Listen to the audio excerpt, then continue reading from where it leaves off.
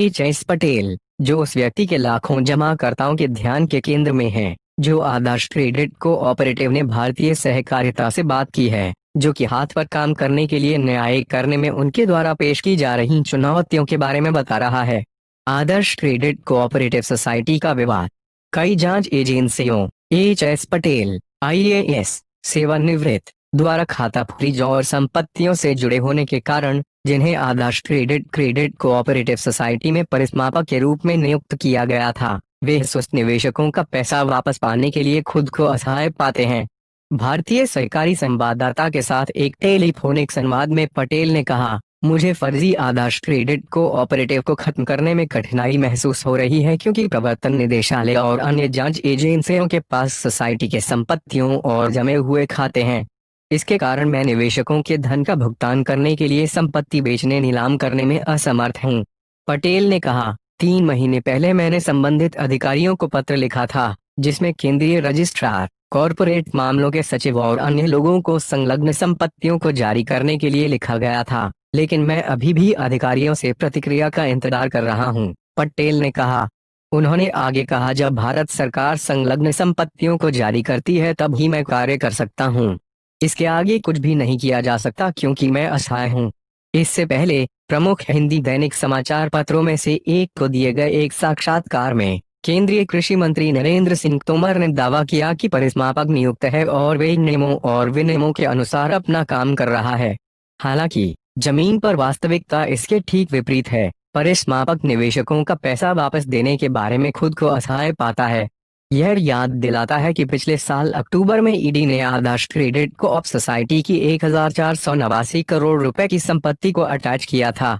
इस बीच असहाय जमाकर्ताओं ने केंद्र सरकार से परिसमापक को हटाने और क्रेडिट कोऑपरेटिव की देखभाल के लिए एक नियामक नियुक्त करने का आग्रह किया। उन्होंने 5 करोड़ रुपए के तत्काल राहत पैकेज की भी मांग की है।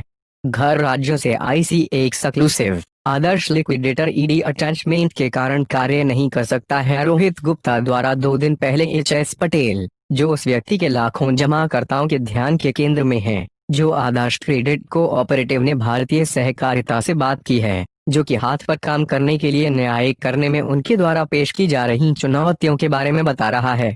आदर्श क्रेडिट कोऑपरेटिव सोसाइटी का विवाद। कई जांच एजेंसियों एच.एस. पटेल, आईएएस, सेवानिवृत्त, द्वारा खाता फ्रीज और संपत्तियों से जुड़े होने के कारण, जिन्हें आदर्श क्रेडिट कोऑपरेटिव सोसाइटी में परिसमापक के रूप में नियुक्त किया गया था, वे सुस्त निवेशकों का पैसा वापस पाने के लिए खुद को असहाय पाते हैं। भारतीय सरकारी संवाददाता के साथ एक टेलीफोनिक संवाद में पटेल ने कहा, मुझे फर्जी आदर्श क्रेडिट कोऑपरेटिव को खत्म करने में कठिनाई महसूस हो रही है क्योंकि प्रवर्तन निदेशालय और अन्य जांच एजेंसियों के पास सोसाइटी के संपत्तियों और जमे हुए खाते हैं।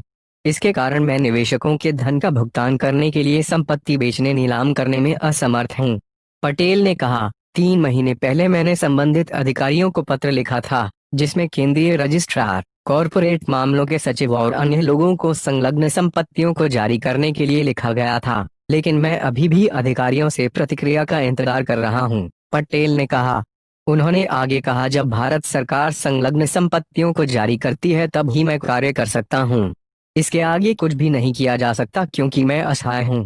इससे पहले प्रमुख हिंदी दैनिक समाचार पत्रों में से एक को दिए गए एक साक्षात्कार में केंद्रीय कृषि मंत्री नरेंद्र सिंह तोमर ने दावा किया कि परिसमापक नियुक्त है और वे नियमों और विनियमों के अनुसार अपना काम कर रहा है।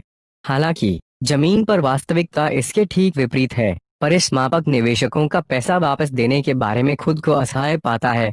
यह याद दिलाता है कि पिछले साल अक्टूबर में ईडी ने आदर्श क्रेडिट कोऑप सोसाइटी की 1489 करोड़ रुपए की संपत्ति को अटैच किया था। इस बीच असहाय जमाकर्ताओं ने केंद्र सरकार से परिसमापक को हटाने और क्रेडिट कोऑपरेटिव की देखभाल के लिए एक नियामक नियुक्त करने का आग्रह किया। उन्होंने 5 करोड़ रुपए के तत्काल राहत पैकेज की भी मांग की है।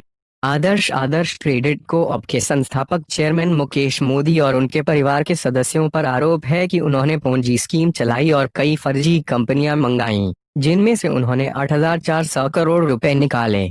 उनके कुप्रबंधन के कारण भोले भाले निवेशक अपनी मेहनत की कमाई को वापस पाने के लिए स्तंभ से लेकर पोस्ट तक भागने को मजबूर हैं।